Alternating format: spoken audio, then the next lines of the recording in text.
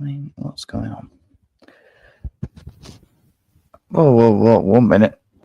Well, first of all, good evening, and welcome back to another video. It's a Bradford TV Chesterfield match reaction. It's 2-1 win for City on this Christmas festive period time. It's a very good win, and I'm very glad that we got over the line. I mean, I hope I haven't been live for 15 minutes, but my streaming software thing, whatever it is saying that I've been live for 16 minutes and 20 seconds, which I can only apologise if I have, because you'll have seen me messing around with my bottom drawers. Hence, not my bottom drawers. What I mean is, it don't matter.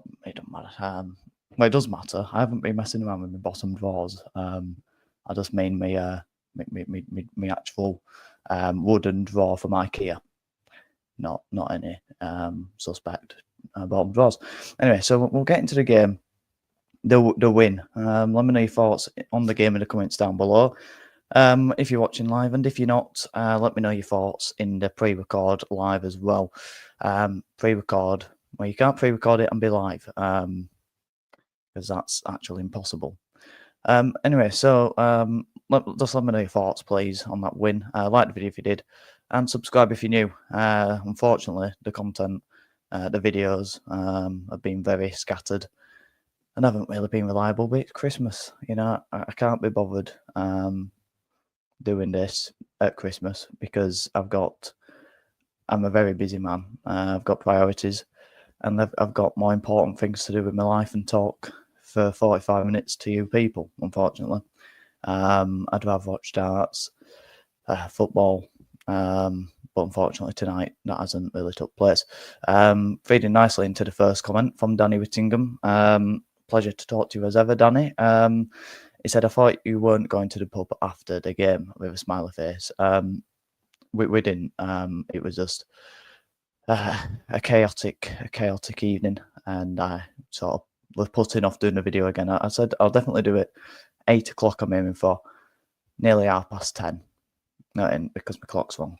It's actually 10:05. So unfortunately, I'm still later than I wanted to be. And, you know, I'm saying good evening, but a lot of people will be in bed. So, yes, we didn't. But that's the reason why I didn't do them for the last game, which was against Port Vale, because I was out till 10 o'clock. I had 5 pints. And it wouldn't, it were too late. I mean, tonight we're too late, but I'm doing it. I don't care. I don't care if I'm waking up an 80-year-old man. That's the type of guy I am, unfortunately. But, sorry, Ken and Bernadine. I don't know which room they're in altogether. Not at that age.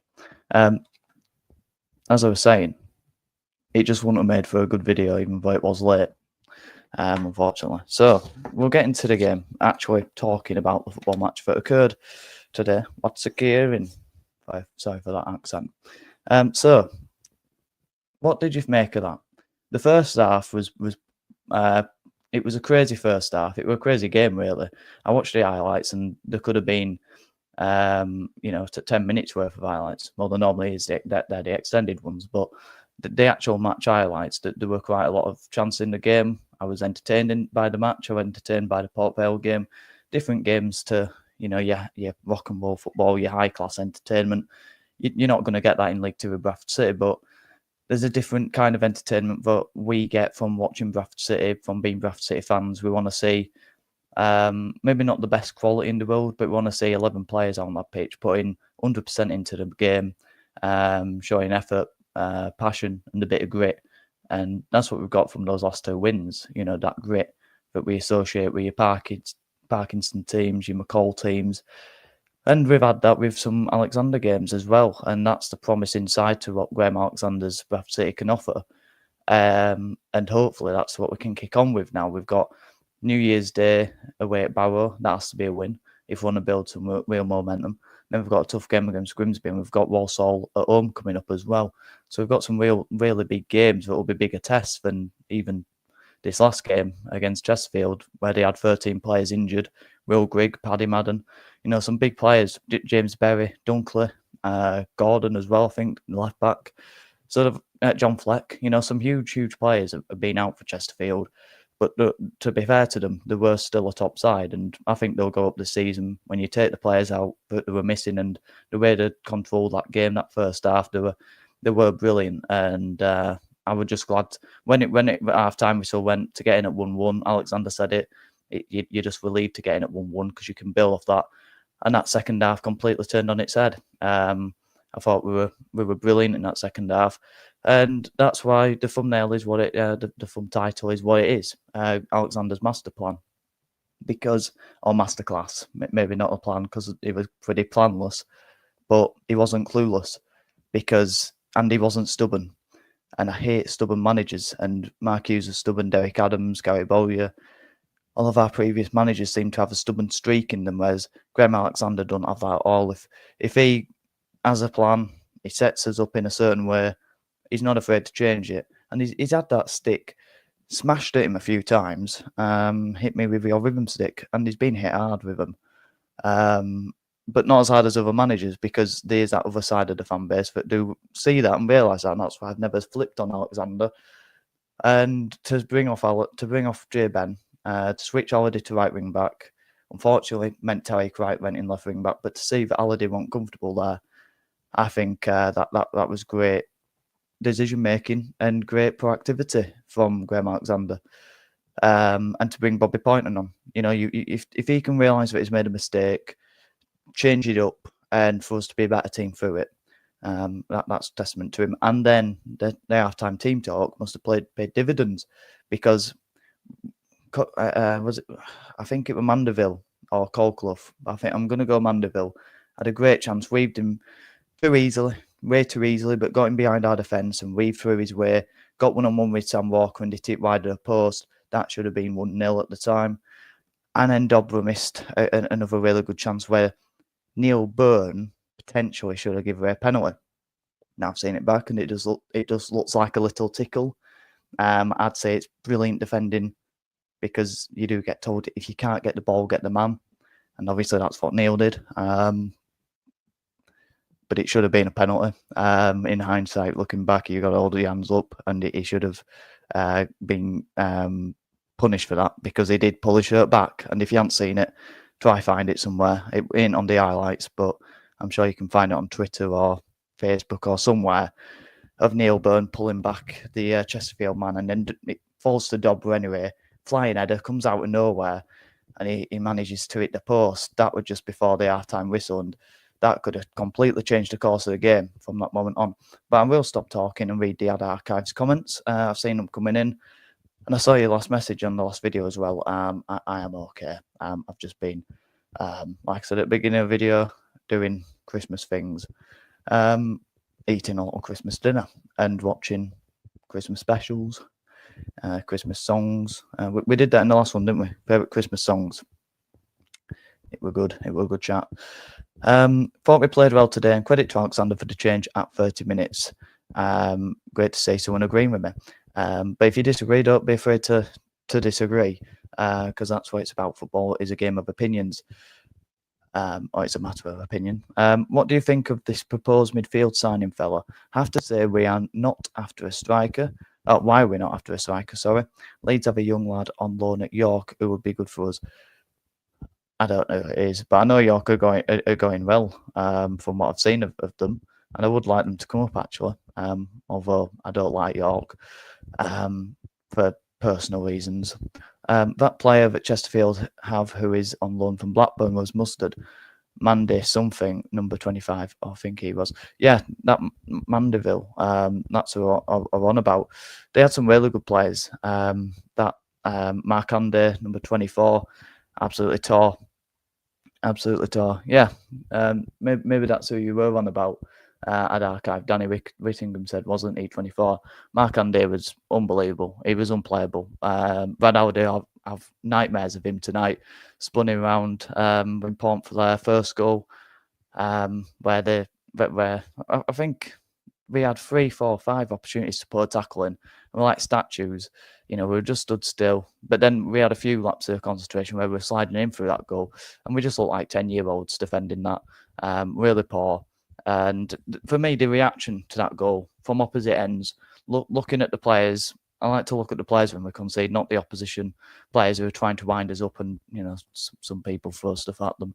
I'm not a fan of that. But I do like to look at the reaction of the players. Smallwood were flicking mud off his shoots and shoots. He was whatever I was saying. He was picking mud off his shoes. An unexpected tongue twister as ever. He were doing that and rolling his socks up and down, basically just trying to distract anything. And as captain, I mean, I'm not a Smallwood hater. I like Smallwood, to be fair, if I were to lean on one side. But I think he's probably been quite underwhelming on his time at City. I think he gets a lot of undeserved flack. But as captain, he did it against Notts County and he did it against it today. He should be pulling everyone together. He should be geeing them up. He should be talking to people. And at moments like that, I look at Smallwood and I think, you're not really captain material for me. And that's always a disappointment from me. But then the contrast to that, the reaction from the fans to going 1-0 down, happened at Carlisle in September, and it happened again today. And it was a fantastic reaction. We cheered them on, and it makes a massive change, and it makes a massive spark into the players. And we did it in the second half as well. When we got behind the players, momentum, it came from our goal with Sarcevic. Getting behind the players, that the chants were going, and it put pressure onto Chesterfield and made mistakes through it. And that's something they did all afternoon. I thought, mainly in the first half, I saw it making mistakes playing out from the back, whether it were to do with wind, fans, ability on the ball. I think I can't remember, Grimes, their centre-back, he was absolutely shocking. But he's their second choice centre-back behind Dunkley, and he was at fault for the goal. I think he gave the ball away to Sarcevic, but he had a couple of opportunities to tackle him as well. He was shocking.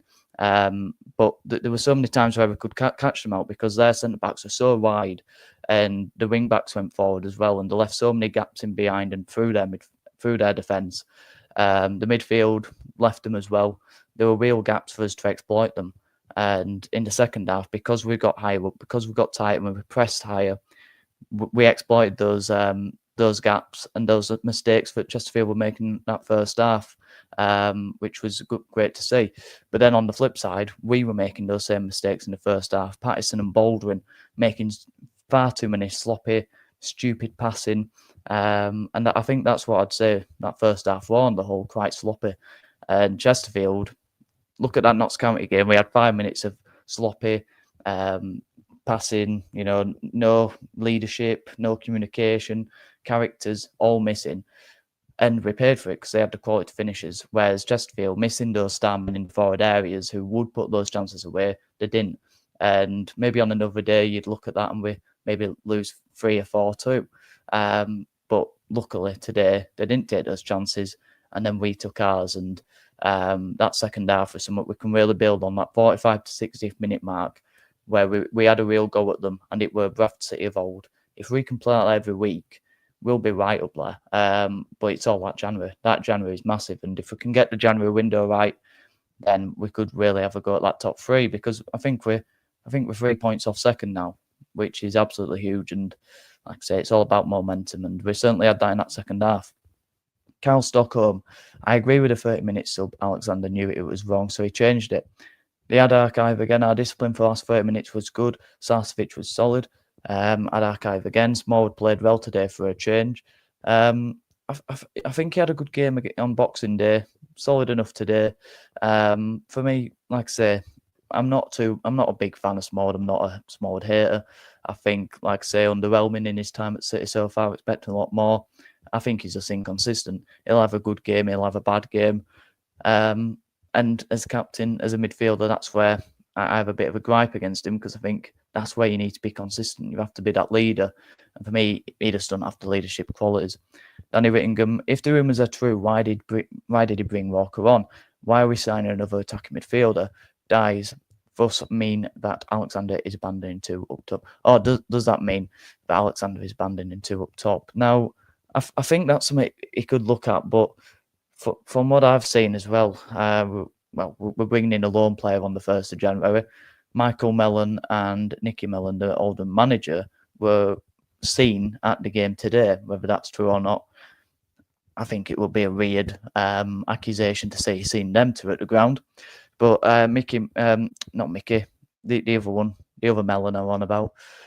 He was fantastic for Morecambe last season. Helped them stay up, scored some brilliant and vital goals, all round really good striker. He's gone to Stockport. I think he's on loan at Stockport or permanently there anyway. Hasn't been getting the game time that he were getting at Morecambe, and therefore he's looking to be moved out on loan this January. So that would be a great signing if we do, which would mean if we're bringing him in, we would be keeping him up top. Alexander's loved to up top throughout his career, whether it's 4-4-2, whether it's a 3-5-2, whether it's the 3-4-3, which isn't two up front. You know, he loves that sort of those formations he goes with. There's another two up front that he goes with as well. But I don't think he'll get rid of it, or at least he'll keep experimenting with it. But I think the problem is Oliver and Smith. If we can offload them, it brings in the opportunity to bring one in. But if you're having Cook, Kavanagh, Oliver Smith, Sanderson, and another striker, that's too many options, too many unhappy players, too many players on the wage bill who aren't going to be getting game time.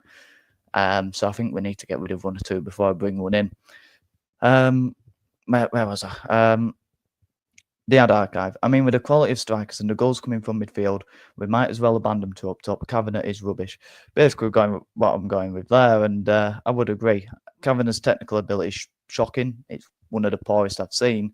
His first touch is absolutely abysmal. But in terms of his work rate, his endeavour, how he links in how he works with the system and with Cook, I think is the best partner to him with that. But it, like you say, technically, is absolutely shocking. So it's probably something we can say today. We looked a lot better without that two up top. So it's definitely something for Alexander to think about. Danny Whittingham's talking to the archive. Don't be afraid to disagree and agree with each other. Helps me. So why not sign a striker instead? He goes, and then the reply to that is we massively need a striker, like I mentioned, the young lad on loan at York from Leeds. And then replied to me, no way anyone will take Oliver off us. He'll win his contract down. No one will take Oliver off us. Exactly. It's rumoured to be on high wages, is Oliver. So why not run his contract down? He's been hugely underwhelming. I was surprised to find out that he got 17 goals in League One. So probably a player in there, but it's never worked out at City. It never will work out at City. It didn't work out when he went back to working with Steve Evans at Stevenage on loan last season. I think he's finished. Definitely in the League Two level. And like I say, with the contract, I don't think many people are going to be looking at bringing him in. You're looking at lower end League Two, higher end National League. Do they have the money to be bringing in Viday and Oliver? I don't think they are. So, he's just one of those. And he's another player who's been given a big contract and fulfilled it. And we can't get rid of. Tyler Smith will be the same. We'll struggle to get rid of him. Although I'm hoping Swindon might come in for him. There's always been that sort of feeling that Swindon will come in for Tyler Smith, but would he want to work with Ian Holloway? That's another thing. So I want to talk about the referee because he was the worst referee we've had in years. We've had your Drysdales, your Stockbridges, your Kettles. Can't think of Ben Turner. So many. Absolutely abysmal referees. This one, I think, is called Adam Kurzak or whatever his flipping name is. I couldn't care less. He was absolutely shocking. Let's just start off with the rule book. If you are offside, you cannot be offside in your own half. That Pillock decides that the Chesterfield defender, I think it was Tom Naylor, can take a free kick in our half for an offside. What was going on there? Can anyone explain to me what we're going through the referee's mind? Now, for me, that's a sackable offence. Because if you don't do your job right, you don't know what your job entails, then you should be sacked. Because you don't know the role of your job. You don't know the rules of your job. Now, for me, that, yes, it's a matter of yards. But at the end of the day, it's incompetent. The free kick was taken in our half for an offside. And you can't be offside in your own half. That's just one. Now, as I've already touched on, they probably should have had a penalty for Neil Byrne. I'll talk about it and I'll say it. They probably should have. So that's another decision. But Chesterfield fans will have a gripe with many others because they were chanting, "You're not fit to referee," like we were, and we probably should have joined in. It would have been entertaining, like the ironic chants at Notts County. Sarcevic should have had a penalty. He got pulled back. I mean, what? I'm speechless. I could not speak. Well, I could because I was shouting my head off, but I can't speak at how bad of a decision that was not to give a penalty for Anthony Sarcevic in that position. He was about to shoot. He gets pulled back. No penalty. Absolute disgrace. I've gone off screen.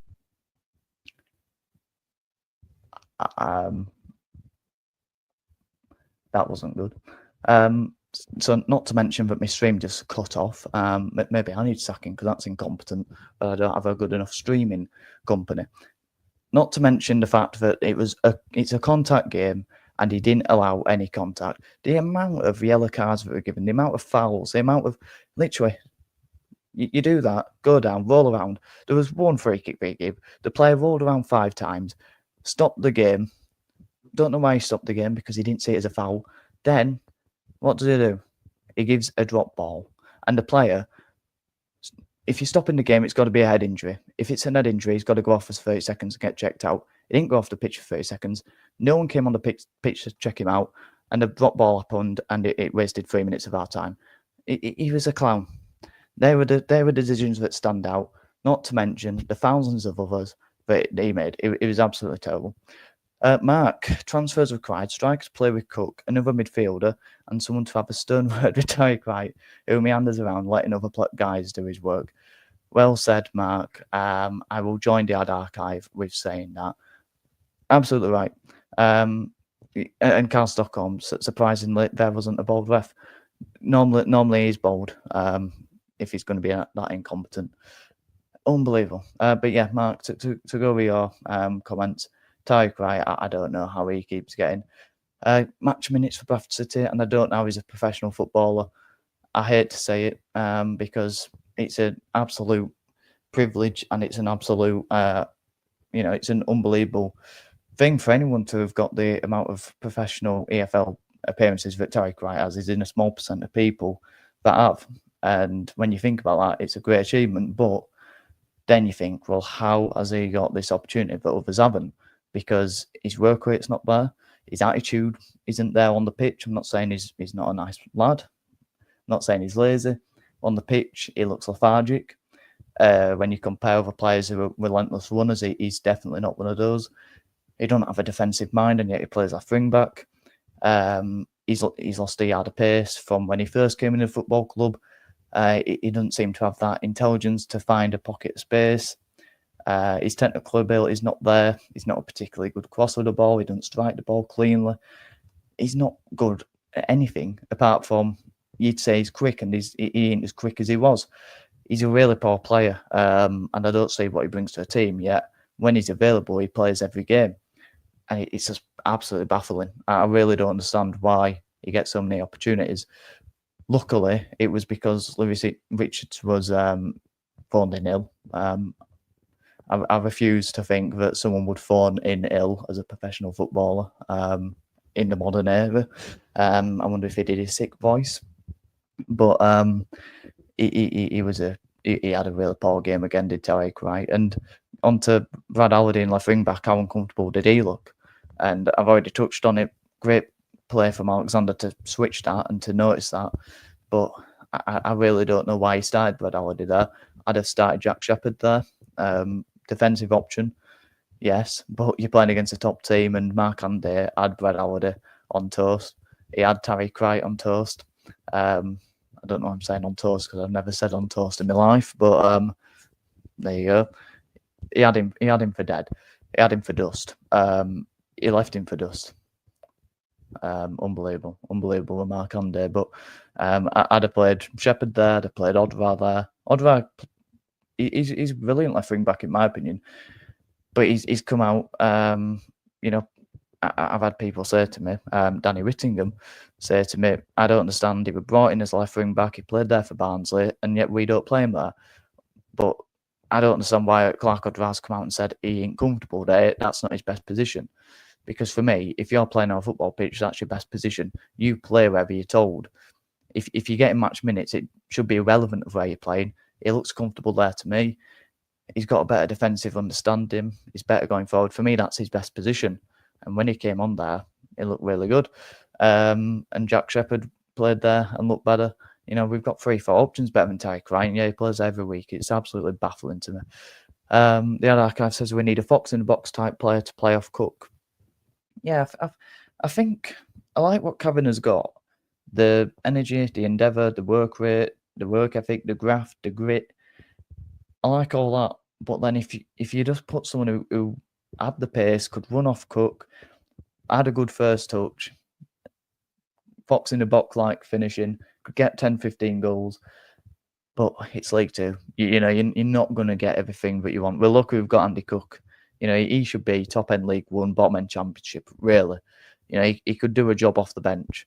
I heard someone saying, I'm surprised someone, like Sheffield United came in for Anson who could do that job. I'm surprised no one did that for Andy Cook. I think it's a bit late now. We've been being 34 and having a 1.5 year contract. I think he's got left, which he obviously wouldn't unless someone's coming in with a 2-year deal. I think that would be baffling for Andy Cook to leave at that point. But yeah, I'm surprised no one's come in for him. I forgot what my point was. Fox, yeah, but like I say, it's League Two. You're not really going to get everything ideal unless you're going to pump a lot of money into the business, into the club, and unfortunately, we don't do that. So, yeah, and in January, it's a tough business to do, innit? Carl Stockholm, every game he's worse and worse. I'm guessing that's on about Tyke, right? And it is unfortunately not showing any signs of improving. If you're watching the live, don't be afraid to let me know your thoughts in the comments down below. How long have I been going? Because my clock's on about half an hour. So we're looking at finishing it for the people who will be watching a pre-record. So any last thoughts, get them in the comments down below.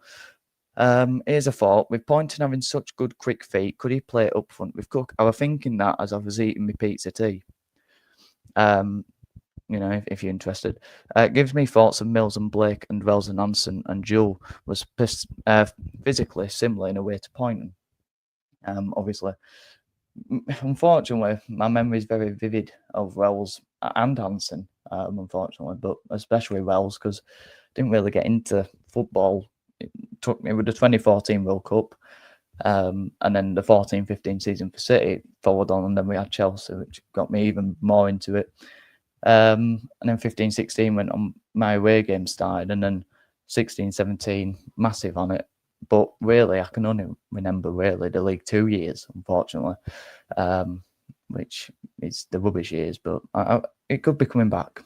I've got a bit, I don't know why, but I've always had a feeling since the start of the season that different to others. The Mark Hughes season was that optimism, but I didn't fully believe we'd go up. There's something about this season where I've got a bit of optimism. And I've got a bit of, I've had a gut feeling that we're going to do something this year. Because I like Alexander. I love the way we play.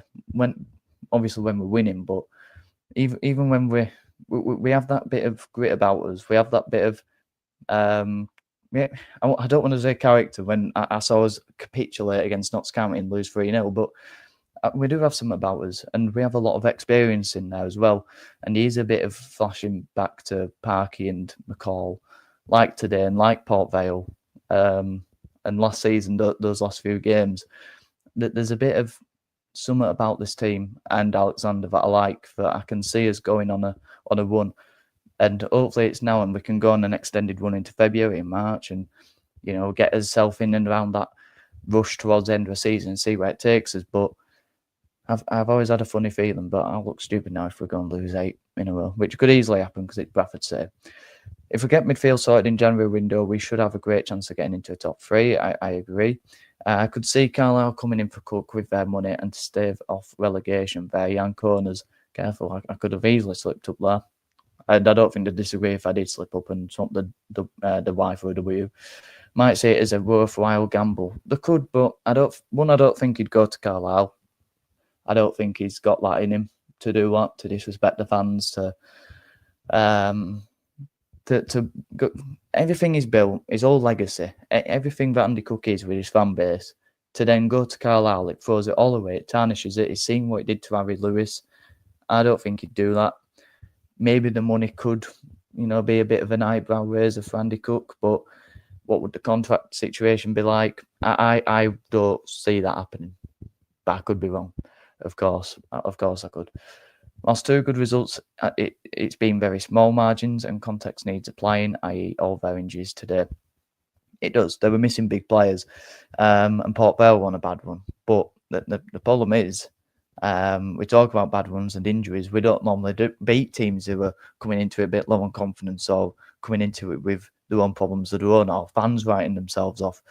That were a good win today, but it is about kicking on, which we can do. We can go on winning runs. You know, we did it. We had a little spell in October where we picked up 4 wins on the bounce for it.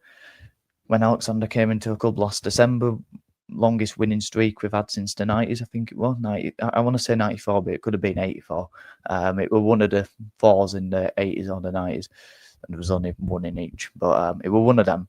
I think it was Terry Dolan, which was probably 84, because 94 with Lenny Lawrence, I want to say.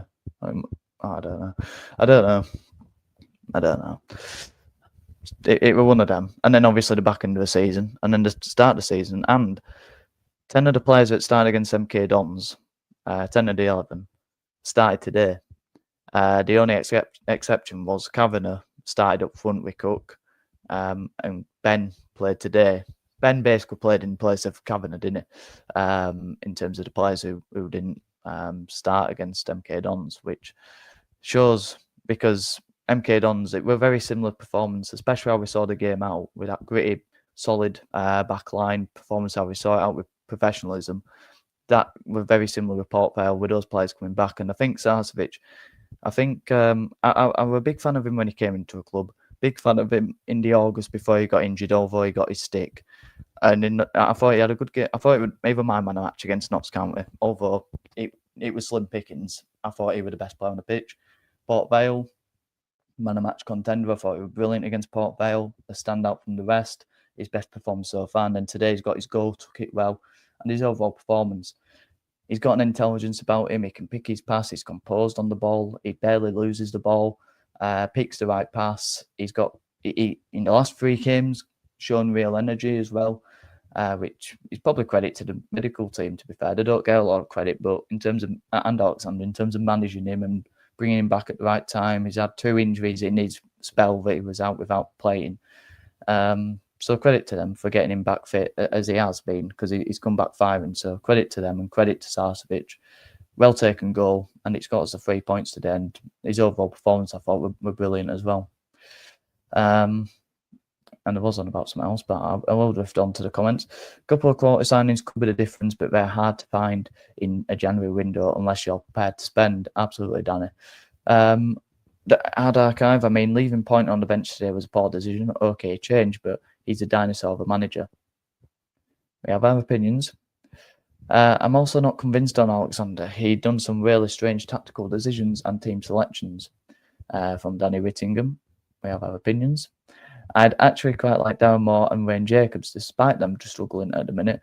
They even have our old keeper Gary Walsh as part of the management team.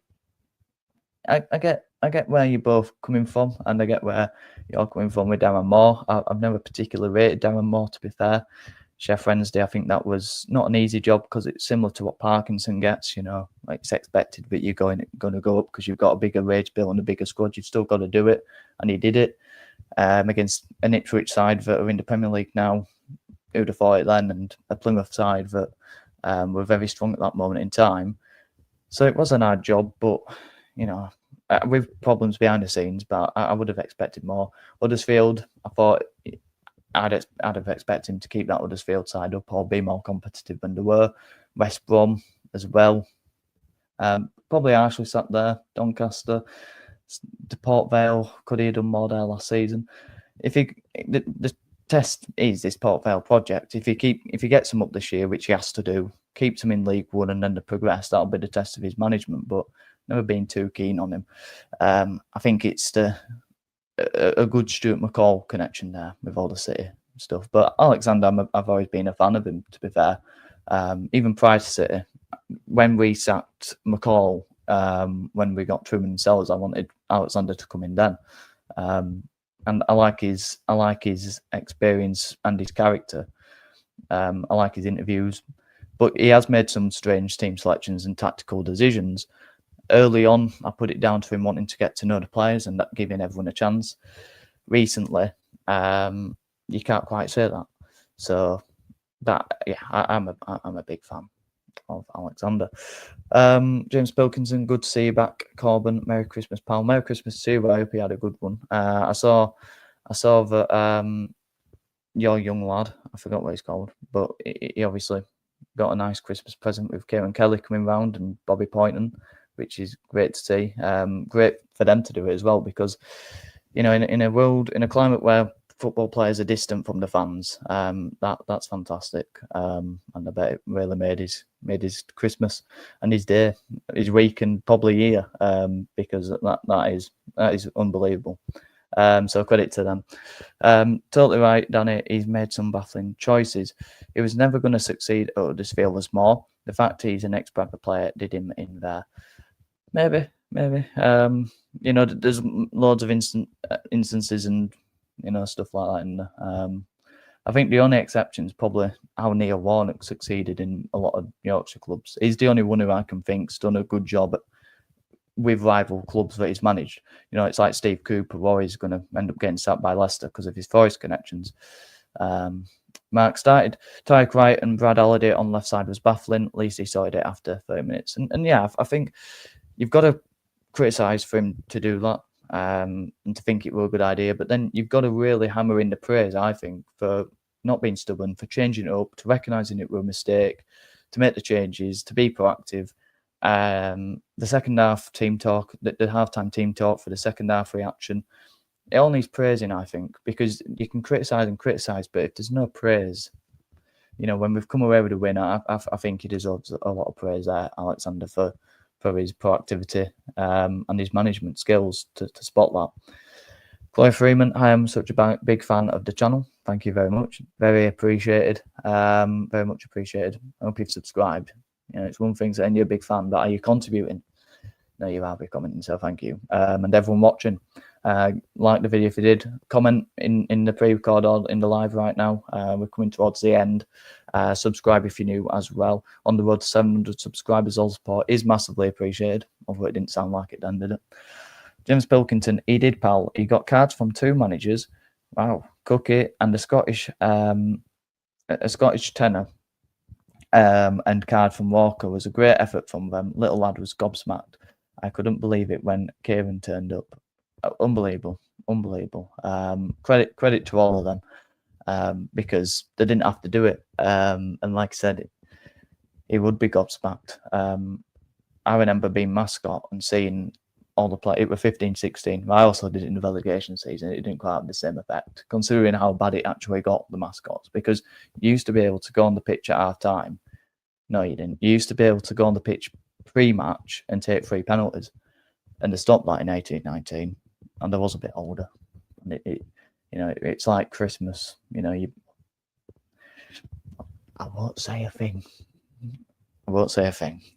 I nearly ruined it for everyone with kids, but I won't say out because I can't.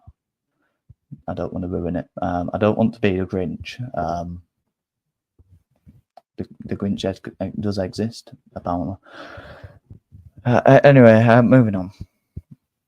Moving on to some. I can't really think of anything.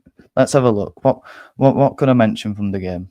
Actually, talking about the second striker thing, Antoni Sarcevic, didn't he? He in the second half, that was a tactical change. We sort of started with a 5-4-1, which were a bit defensive, and we give them too much respect. That's where our problems lied in the first half compared to the second half. But second half, the main difference was seeing Sarcevic alongside Cook. It was so advanced, and he was basically a second striker, and he complemented him well. He had the legs, but maybe that's something we could see in the future. Maybe Sarcevic is a striker to Cook. He's got the goal record history.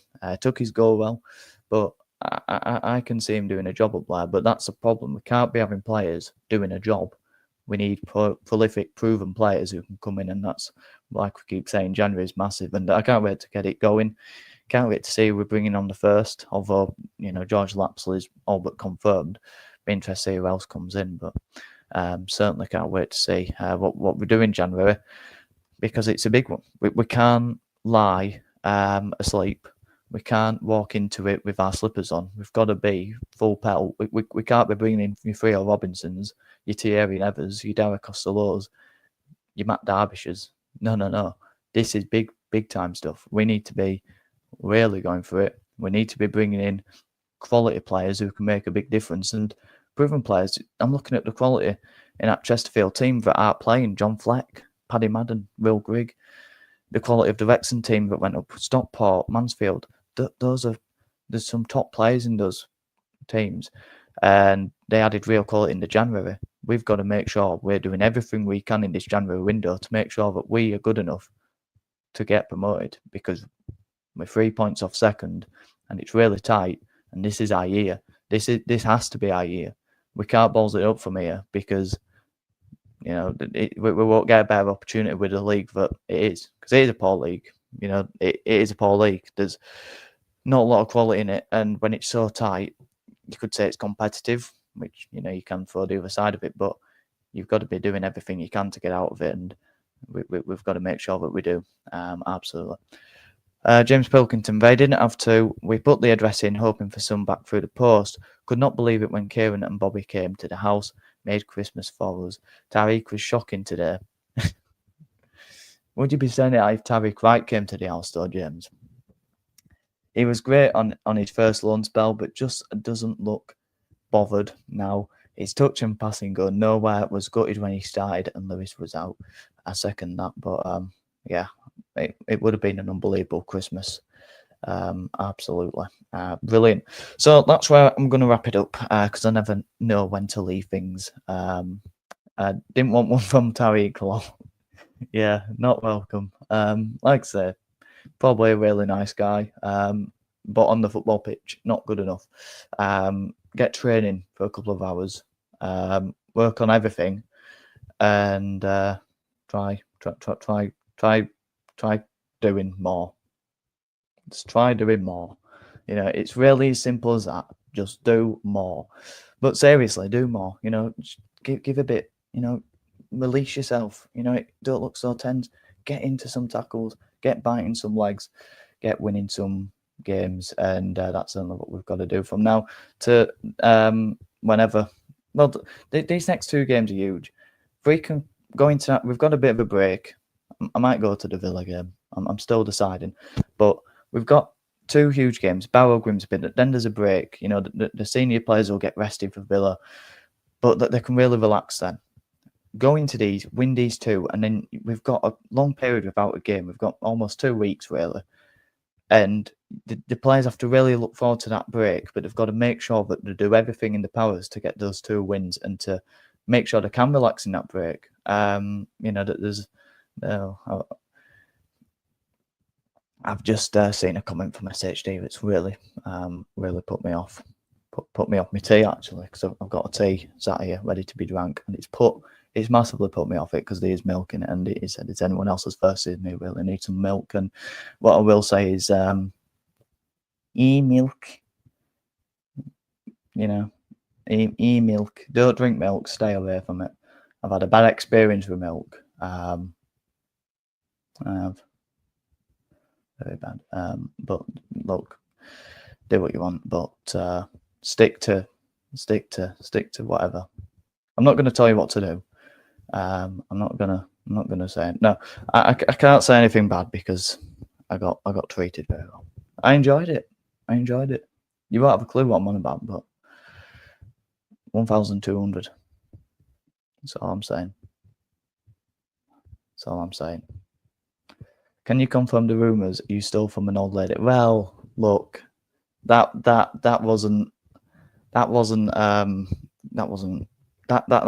is fake news. That is fake news. That's not correct. It is. Well, she wasn't old, you see. That is where the lie is. That is the fake news part. She wasn't old. 40s, 50s, I'd say. It was just a flask. An American USA flask. This big. So yeah, that was a good day because it was minus, it was freezing. She said, "Do you want to come in for a tea or coffee?" This is when I was selling milk. I said, "No, I'm working because that's what we're getting paid to do." And she said, "I'll put in a flask for you." Good, happy days. I can walk around selling milk with a big flask of tea. So I said yes. "Do you take sugar?" "No." She said, "Fine. Do you want milk?" I'm like, "Absolutely. You can have some of my milk." And she did agree. I did give her my milk. And she did. She made it there, and she put it in the flask for me.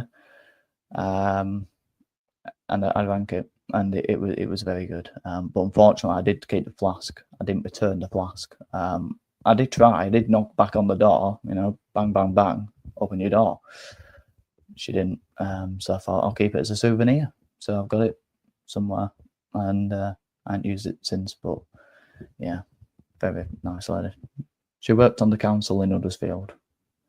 Shouldn't have said that. Why are you giving old women your white liquids? Excuse me. They're available for £2.59 for a 4-pinter of the white liquids. Probably well worth it. Very fresh. Very fresh. High in quality. I'm ignoring other people's. Mark, totally agree. The Warren signs were there last season, and then we go and sign him up for 2 years. A really bad signing. That's on Tarek, right? Absolutely agree. Danny Whittingham, stick to beer. I agree. Happy juice. Ian Drew, I got Ty John to sit in Jan window. I got Ty John. Never heard of her. Never heard of Igor. Ty John. Is that one of the? It might be a funny name. It might be a funny name. It might be one of those. Oh, I've got him to say a rude word. Yeah, well, I can't pronounce it, so you haven't like Ian. But if it is an actual player, let's have a Google of Igor Ty John. 24. Yeah, nearly read out my password, you idiot. Nearly just read out my phone password. That would have been bad. Igor Tudor. There's an Igor Tudor who's the Croatian football manager. I thought with that greasy curly hair guy. Igor Ty John. Oh no, he is real. He is real. Igor Ty John plays for Blackburn. Sorry, Igor. Where was he born? He was born in Southport. I thought it was like Spanish. Maybe Ian Drew is onto something. He's played 8 times for the England under-17s and 3 times for the Polish under-16s. Youth career was at Rochdale and Blackburn. Very good. Well, Ian, maybe you onto something. He's a forward from Blackburn. I got Ty John to City in the January window. Ian, you've stolen the show. Brilliant. We'll keep a look out. I'm going to have to end it because people who might watch a pre-record will not be happy if they have to watch 50 minutes of me talking a lot of rubbish. So let me know your thoughts on the game in the comments down below. Let me like the video if you did. Subscribe if you're new. On the road to 700 subscribers. The video should be frequent. The wall should be getting sorted out. There should be pictures down there. There should be pictures down there. Maybe a couple down there. Down there, and then all the way over there, because I've got about 30. I would show them, but it would ruin the surprise. So, have a good one, please. Have a good one.